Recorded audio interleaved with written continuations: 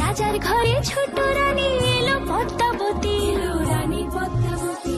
রাজার আরো 6টি রানীর ছিল না সন্তান, পদ্মাবতীর কোলালোতে মিলল সমাধান।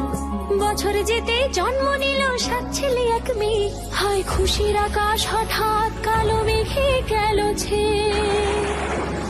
হিংসেতে যায় জ্বলে পুড়ে বাকি 6টি রানী, যুক্তি করে ঘটায় ওরা 7 কুমারের হানি। সুযোগ মতো 7 ছেলেকে মাটিতে দেয় পুঁতে, বাঁচে একা পারুল, ওরা পায় না তাকে ছুতে। ধাইমা বাঁচায় সেই মেয়েকে বড় করে তোলে, 7 ভাইকে পায় যে পারুল 7টি চাপা ফুলে। এত কিছুর পরেও রাজার বিপদ যে কাটে না, সূর্য নগরে সুখের সূর্য আর ওঠে না।